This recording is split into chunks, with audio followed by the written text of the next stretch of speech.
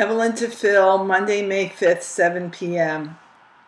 Dear sweetheart, I hardly know how to start this letter. The pen I am using is lousy to say the least, the one my mother gave you. All I can really do is repeat what you wrote in your lengthy and very interesting letter. I miss you terribly. You are at least kept busy, but I am not even at work. All I do the whole day through is think of you. A poet, even if I have to say so myself. I never could lie about my feelings, especially to you, so I won't now. I cried and cried and cried and cried. Mom never saw me crying, only Jackie. I didn't sob, I just cried softly. That is how I spent Tuesday.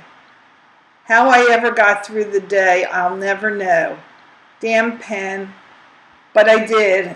Tuesday evening, I came, age 2, home, all tuckered out. Mom and I got dressed and decided to go to the movies. We stopped at the Wyman's and never did quite make the movies, even though we wanted to go every night last week. Wednesday morning, I woke up expecting to see you beside me. You can probably imagine how disappointed I felt. I was empty all over and didn't eat a thing all week.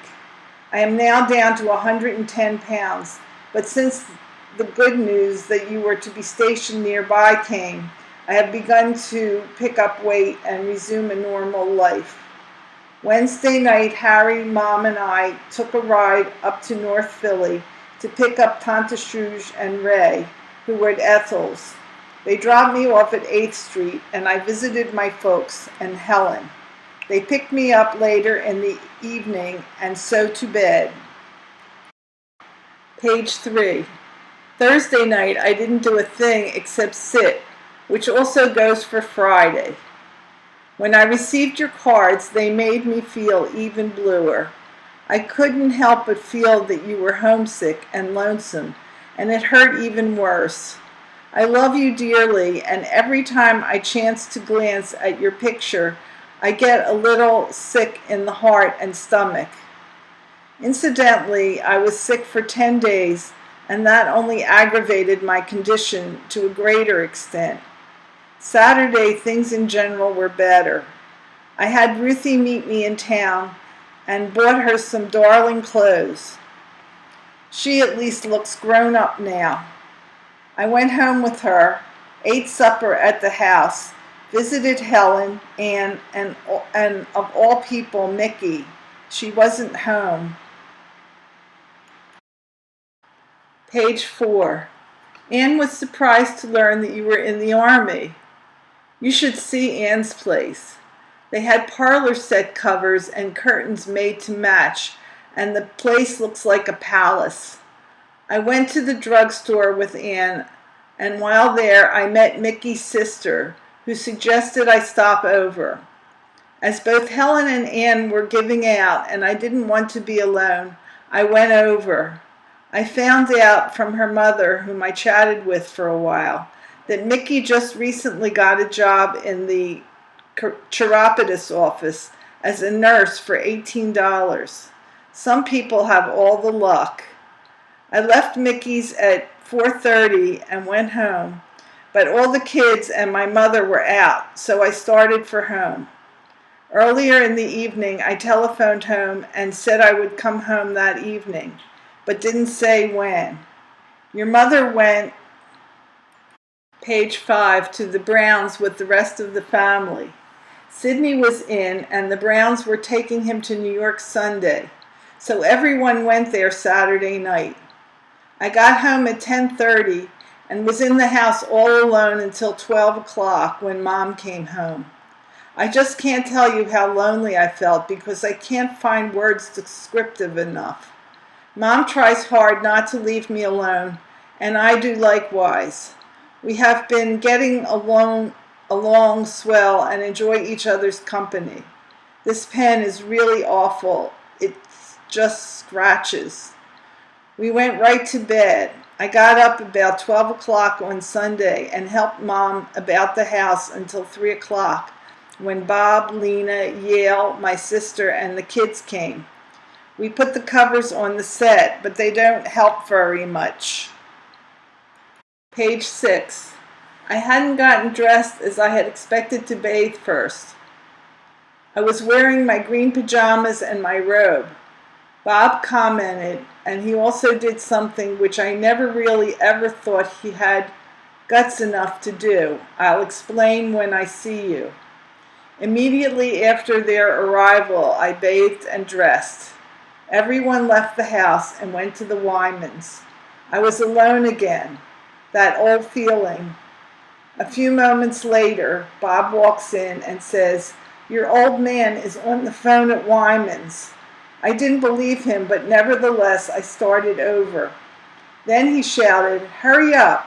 What the H do you think it is? It's costing that guy a fortune." So I ran like hell. Your voice was like a tonic. It made me feel good, and I felt happy and contented for page 7, the first time in days. I wrote you a postcard Sunday night, but I don't know if you'll get it, as the address was too general. Bob is getting a 1937 Studebaker if his plans work out. When he does, he promises me faithfully that he would take me down to see you. Jack was out in Upper Darby Sunday with the fellows and tells me that our home has attained a 1-story height. We'll probably have to make our selections for wallpaper, etc. shortly.